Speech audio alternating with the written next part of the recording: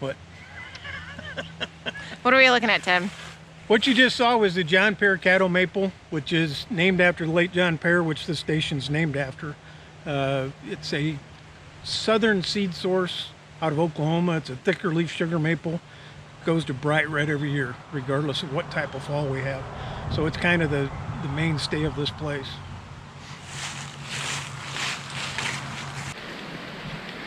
You want to put it in the background? What is that tree, Tim? This is the Prairie Sentinel hackberry, which is actually a release from this station and the Kansas Forest Service. It was found in western Kansas, just out in the native location on Wildlife and Parks property. The two western foresters found it. We started propagating it, getting it out in the industry, so we actually do get a royalty that we split with Wildlife and Parks. And with that royalty, we do more tree trials. So it's just a natural occurring upright hackberry. I did say it was Prairie Sentinel, didn't I think so. I? Okay. Then there's dead poison ivy around it. Oh, perfect. That's the best kind of poison ivy. It's dead. So why do we have one of these here, Tim? Oh, that is, Mike would never let us cut it down, but Mike retired. So I told Jason, I said, we've got to get rid of this.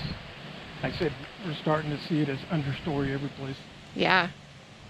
Yeah, obnoxious. So Tim, tell me, what is this? What's up with that? This is a honeysuckle, and this is one of the things that we're contending with as far as invasive plant material. You see it a lot around metro areas, creeping into the forest and creeping into parks and open spaces.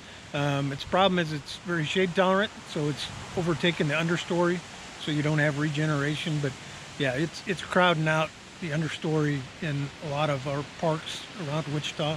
And you start going up to Kansas City or even Topeka, and you'll start to see it about 5 miles out.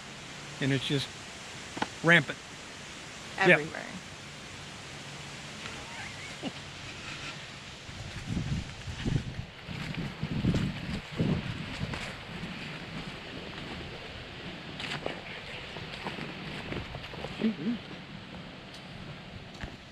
Red oak. Dude, I can collect red oak here. Yeah. Tim. The three flats you see there are the leftover plants of the UTEP trial that we're doing jointly with Texas A&M Forest Service. I think it's 7 states from Nebraska down through to Texas over to Arizona. And it's trialing some of their urban tree improvement project plants, which is they've been going on for 40 years.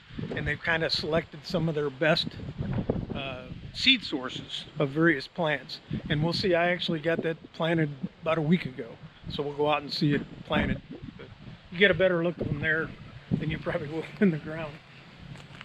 But there's Corcus polymorpha, which is Texas white oak. There's cedar elm, and then desert willow.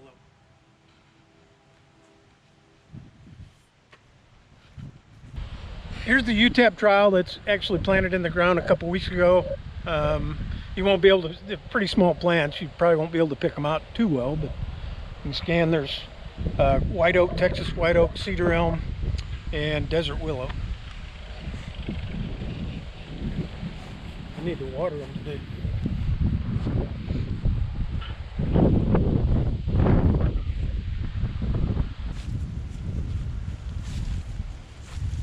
This is a native river birch from Iowa block. It's basically different seed sources across the state of Iowa. Jeff Karstens is in charge of this project, so Jason's cooperating with him on that. And so since we did a native seed block of river birch from Iowa, I decided to kind of mock that, and we actually collected seed in southeast Kansas where river birch is native in Kansas, and we kind of mocked this trial with native Kansas selections. Our hope are that we find a more drought tolerant or a more high pH tolerant native river birch. Plus, I think native seed is kind of important. I think our conservation seedling program has really come a long ways in collecting our own native seed, you know, looking for those good seed sources. What you're seeing along here is the Buckley's oak, native to the hill country in Texas. This is what we call a seedling row. Basically, we'll just line out seed and see if anything comes out of it, you know, better shape, better foliage, better fall color, more adapted to Kansas. So we've left it in here. Eventually we'll grub some of them out and leave some more to grow. But this is where I typically collect the Buckley's oak for our conservation seed program.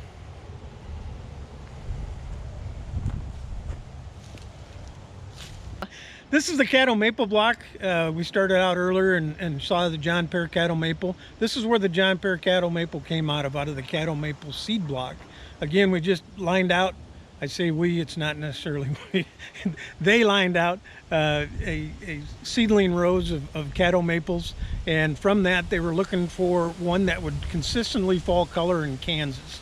The problem with bringing some of the southern seed source stuff is that maybe it doesn't acclimate as well as our native plants up here. It takes a little longer for them to go dormant, or maybe they come out too early or anything like that. But we were mainly looking for consistent fall color, because as you can see in the block, it's very variable from just a green now to an orange to reds. But this is where the John Pierre Caddo maple came out of, and also the Autumn Splendor, which are two trees that are in the trade. Sugar maple varieties or seed sources for the Great Plains. Drought tolerant, a lot more, doesn't tatter in the wind because of the thicker leaf.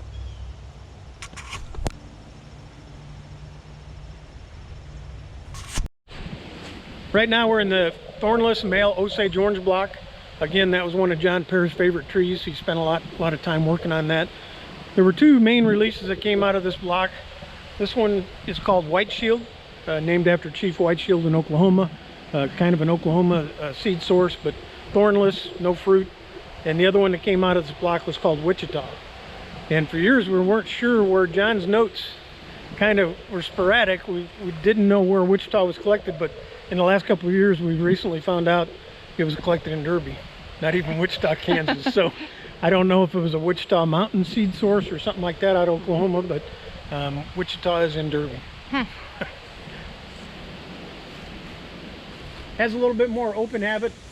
Never mind the poison ivy, that's not its fall color, that's poison ivy. But this is a block that's already, kind of met its purpose, and we have the tendency to let it go. And then by letting it go, we know what kind of stresses are on it. Of course, Osage orange is going to be fine in any time of drought. What we have here is it's actually a pine wilt trial. It's the Scots pine, which is one of the favorites for the pine wood nematode, or the Sawyer beetle that brings in the nematode.